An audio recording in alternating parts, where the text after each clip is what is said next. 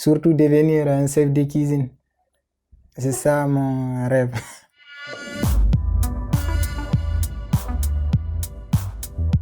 Je m'appelle Diallo Boubacar, j'ai 19 ans. Donc Jérémy Galvan, chef propriétaire de mon propre restaurant depuis 10 ans maintenant.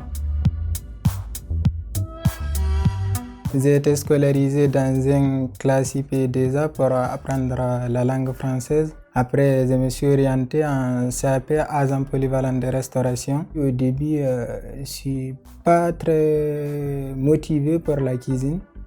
Mais j'ai suivi 2 mois, 3 mois, quand on commençait à faire la pratique, je me suis dit pourquoi pas de continuer, c'est un beau métier. C'est comme ça que j'ai voulu continuer à la cuisine jusqu'à bac. Et après, je ne sais pas si j'allais continuer en BTS, mais j'aime le métier. J'ai appris beaucoup de choses ici et je suis très content d'être là. Au départ, j'avais pas prévu de faire la cuisine. Je viens de 2 familles avec 2 cultures complètement différentes, où la place du bien manger et de la convivialité était hyper présente. Mais dans ces 2 familles, le garçon, il a rien à faire en cuisine. Étant hyper sensible et puis et pas du tout dans un fonctionnement où on rentre dans un cadre. Du coup, c'était hyper compliqué. J'étais en échec scolaire. Et du coup, ma mère a pensé à maison familiale et rurale. J'ai fait ma 4e et 3e techno là-bas. On faisait 1 à 2 semaines de stage par mois. On était 2 garçons dans la classe. Le deuxième dit je pars en CAP cuisine après les 2 ans, tout ça. Je pensais pas spécialement à ce métier. Et je suis arrivé en CAP cuisine et là pendant les 6 premiers mois, je pleure tous les soirs. Enfin, je voulais abandonner. Pour moi c'était trop violent, trop militaire, trop dur. Mais est apparu à moi le réel plaisir de donner du plaisir. Par des retours de clients qui venaient nous voir en cuisine en partant, qui venaient voir le chef, tout ça. Et à partir du moment où j'ai vu ça, toute la partie négative des horaires, la partie compliquée pour moi de militaire, tout ça, c'est effacé. Parce que le plaisir de transformer et de donner du plaisir derrière était devenu plus fort et du coup, ça n'a plus jamais été un frein pour moi. Et ça fait 10 ans. J'ai 9 à 12 créations qui changent tous les 2 mois et demi. En 10 ans, elles ne sont jamais revenues. Une fois qu'elles partent à jamais. Donc j'ai toujours été dans une recherche d'innovation et quelque chose d'instinctif en permanence. On fait souvent des séances de créativité sur remettre en question les textures de l'eau, remettre en question tout ça. Si moi je pose cette question, comment elle est vécue par tout le monde? On est tellement différents que c'est tellement marrant de voir la manière où ça emmène les gens de partout. C'est fait pour beaucoup de monde. L'avantage de notre métier quand même, et ça c'est quelque chose qui est juste excellent, c'est qu'on part de ce produit brut, on le transforme, on l'envoie à un client, on a un retour client immédiat. Et ça, les métiers qui maîtrisent la chaîne du début à la fin comme ça, ils sont très rares en fait. Maintenant, ils ont mis le bac pro en place, ce que Boubacar fait. Au bout d'1 an, on peut passer le BEP et après on passe le bac pro. Il y a soit l'apprentissage où là tu es 2 à 3 semaines par mois en entreprise, soit l'école hôtelière ou les écoles autres où tu es tout le temps à l'école et tu as plusieurs stages par an. Quand on sort d'une école hôtelière, le temps de se mettre au rythme de la restauration et de comprendre vraiment les réalités du métier est beaucoup plus long que quand on est en apprentissage.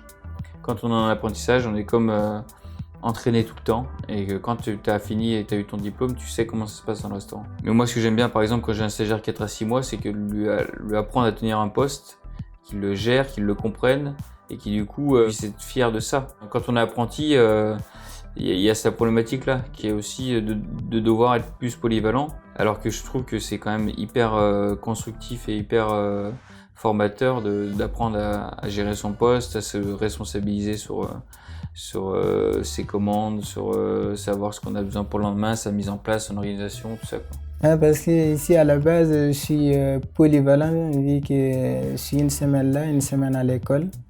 Au début, j'ai géré le poste amuse-bouche et apéritif. J'ai vu beaucoup de choses, comment ils font. Le chef il m'explique comment il fait. Et le dressage aussi, j'anticipe quand j'ai fini mon poste apéritif. Je suis très content de travailler avec le chef Jérémy Galvan étoilé parce que là, ça me permet d'apprendre plusieurs techniques que je n'ai pas pu apprendre, par exemple, dans mes stages CAP. À l'école, ça passe plutôt pas mal.